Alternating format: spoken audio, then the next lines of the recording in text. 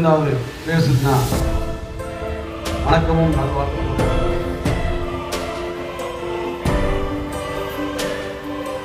அருமை மாணவ செல்வங்களே, கல்லூரியின் மாணவன் நலனுக்காகவும் கல்லூரியின் வளர்ச்சிக்காகவும் பாடுபட்டுக் கொண்டிருக்கிற அருமை பேராசிரியர் பெருமக்களே, இன்று இந்த நிகழ்ச்சிக்காக 2 நாட்களாக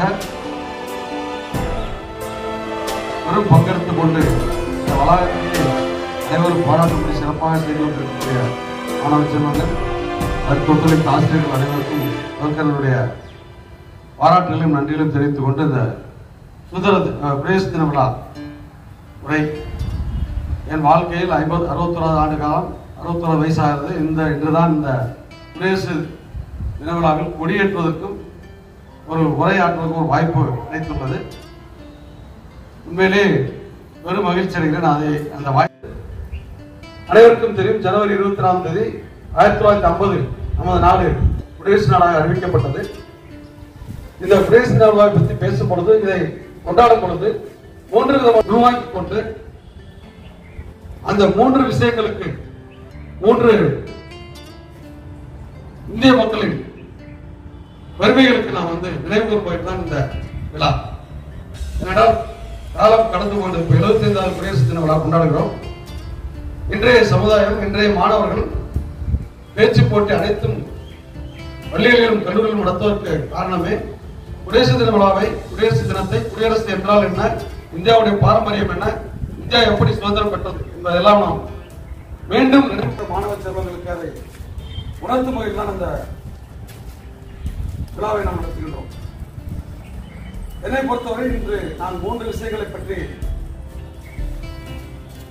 பேச வேண்டும் என்று விரும்புகிறேன். இது ஒரு வல்லரசு நாடாக மாநிலத்தில் அரசியலமைப்பு சட்டங்களுக்கு ஒரு முக்கிய காரணம். அண்ணல் அம்பேத்கர் போன்ற மிகப்பெரிய மேதைகள் உருவாக்கிய அரசியல் சட்டம் தான் இந்த இந்தியாவை, நமது நாட்டை, நமது தாய் திருநாட்டை இன்னும் வளமாக காத்துக் கொண்டிருக்கிறது. அடுத்தபடியாக பார்த்தீங்கன்னா 3வது இந்தியாவுடைய கலாச்சாரம், இந்தியாவுடைய பண்பாடு,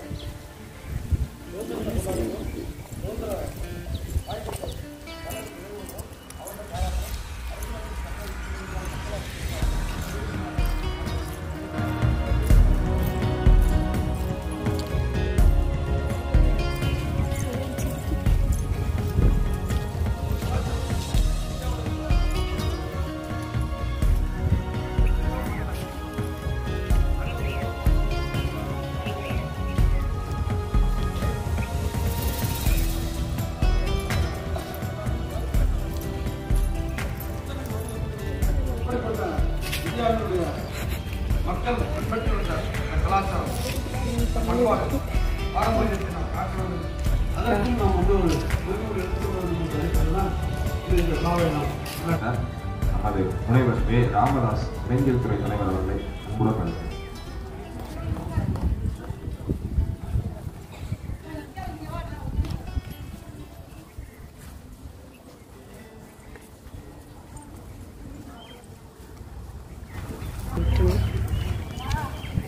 கல்வியினுடைய தலைவர், அன்புக்குரிய முதல்வர் அவர்கள்,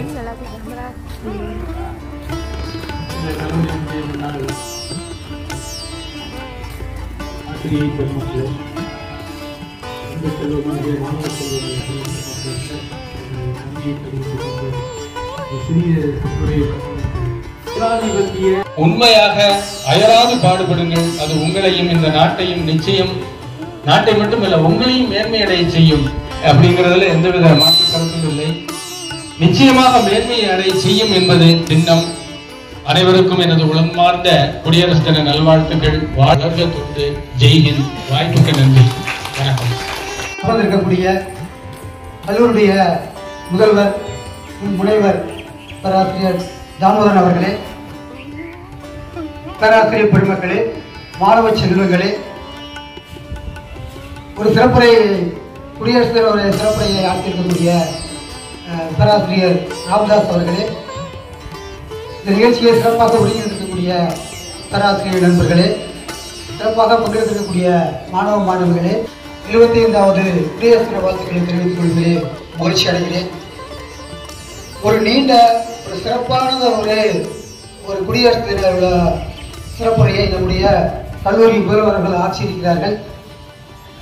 அதன் பிறகு ஒரு சிறப்புரை அப்படிங்கிறது சிறப்பாக இருக்கிறது. இருந்தாலும் பேராசிரியர் பெருமக்களுடைய வேண்டுகோளுக்கு நாங்கள் ஒரு சில வார்த்தைகளை இந்த குடியரசு தின விழா நிகழ்ச்சியில் படை நடத்தி ஜப்பானுடன் சேர்ந்து இந்தியாவை விடுதலை செய்ய வேண்டும் என்று போரிட்ட அவருடைய பணி என்பது மிக மகத்தான பணி நிறைவேற்றிருக்கிறது என்ற செய்தியை நான் உங்களுக்கு சொல்லியிருக்கிறேன்.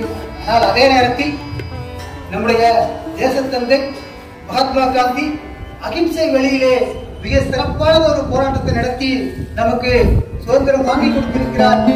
அவருக்கு நிகரான தலைவர் இந்தியாவில் சுதந்திர போராட்டத்தில் இல்லை என்பதை இந்த நேரத்திலே நாம் நினைவு கூற வேண்டியிருக்கிறது.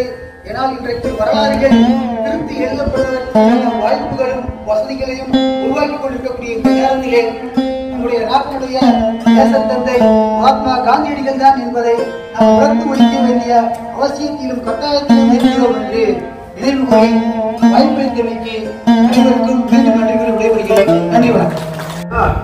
உலகம் போற்றுகிற இந்த குடியாட்சியை நம் சந்ததியினருக்கு நாம் வளர்க்க வேண்டும். அதை சரியாக செய்கிறோமா என்று நம்மை நாமே கேட்டுக்கொள்ள வேண்டும் என்று கேட்டுக்கொண்டு இந்த வாய்ப்புகள் கல்லூரி மாணவர்கள் சிறப்புக்கு ஒவ்வொரு மாணவருக்கு நின்று மாணவர்களை உருவாக்கும் பேராசிரியர் பெருமக்களே, இது ஒரு மகிழ்ச்சியான செய்தி. தினமும் நமக்கு மகிழ்ச்சியான செய்தி. ஏன்னா நமது கல்லூரி மாணவர்கள் எந்த கவிதை போட்டியாக இருக்கட்டும், கட்டுரை போட்டியாக இருக்கட்டும், விளையாட்டு போட்டிகளாக இருக்கட்டும், ஒரு 10 ஆண்டுகள் இந்த கல்லூரி வயசு இந்த கல்லூரி வந்து ஒரு மாணவர் போட்டியில் கலந்து கொள்கிறார் என்றால் அந்த மாணவர்கள் யாராவது ஒருத்தர் வந்து கட்டாயமாக நம்மளுடைய கல்லூரி பெருமையை தமிழகம் எடுத்துரைக்கும் அளவுக்கு அவங்க விட்டு 14வது தேசிய வாக்காளர் தினம் வந்து 2024 ஒரு விருதுநகர் மாவட்டத்தில் போட்டி நடத்தப்பட்டது. அந்த போட்டியில் மாணவர் நம்ம கல்லூரியின் பெருமையை நிலைநிறுத்தும் வகையில் பரிசு பெற்றிருக்கிறார். அவரை இந்த நேரத்திலே குடியரசு ஏன்னா இதோட முக்கிய நோக்கமே வந்து குடியரசு தினம் வந்து மக்களாட்சி, மக்கள் தேர்ந்தெடுக்க வேண்டும், வாக்களிக்க வேண்டும். இதுல ஒரு முக்கியமான கோரிக்கை இருக்கு.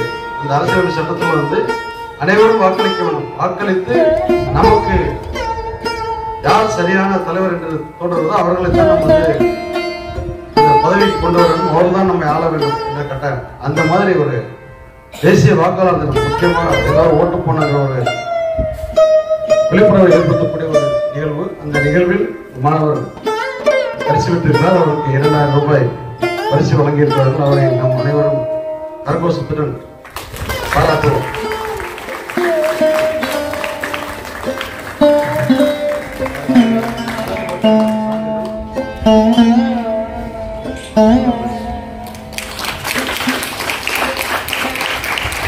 என்று சொல்வோம், அந்த சொல்லில் பெருமிதம் கொள்வோம். தீங்கற்ற தேசப்படிய நம் கைகளை கொள்வோம். இது எங்கள் பாரதம், இது எங்கள் பாரதம்,